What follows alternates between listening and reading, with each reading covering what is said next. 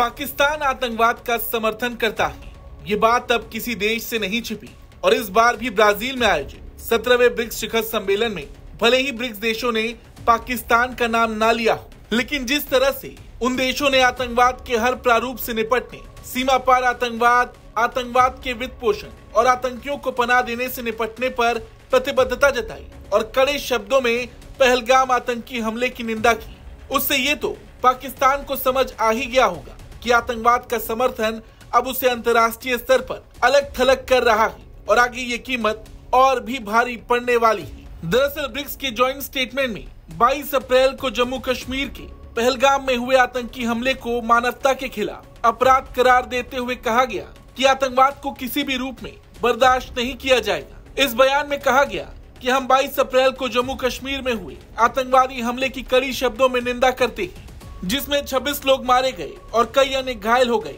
हम आतंकवादियों की सीमा पर आवाजाही, आतंकवाद की फंडिंग और सुरक्षित ठिकानों सहित सभी रूपों और अभिव्यक्तियों में आतंकवाद का मुकाबला करने के लिए अपनी प्रतिबद्धता जाहिर करते हैं। हम दोहराते हैं कि आतंकवाद को किसी धर्म, राष्ट्रीयता, सभ्यता या जातीय समूह से नहीं जोड़ा जाना चाहिए और आतंकी गतिविधियों में शामिल सभी लोगों और उनके समर्थन को जवाबदेह ठहराया जाना चाहिए और प्रासंगिक राष्ट्रीय और अंतर्राष्ट्रीय कानून के अनुसार न्याय के कटघरे में लाया जाना चाहिए। हम आतंकवाद के लिए जीरो टॉलरेंस सुनिश्चित करने और आतंकवाद का मुकाबला करने में दोहरे मानदंडों को अस्वीकार करने का आग्रह करते हैं। ब्रिक्स के जॉइंट स्टेटमेंट के अलावा पीएम मोदी ने भी आतंकवाद के खिलाफ अपनी बात कही। उन्होंने अनकहे शब्दों में चीन और पाकिस्तान को भी संदेश दिया।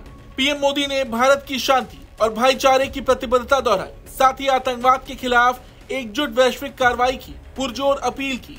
उन्होंने कहा, आतंकवाद आज मानवता के लिए सबसे गंभीर चुनौती बनकर खड़ा है।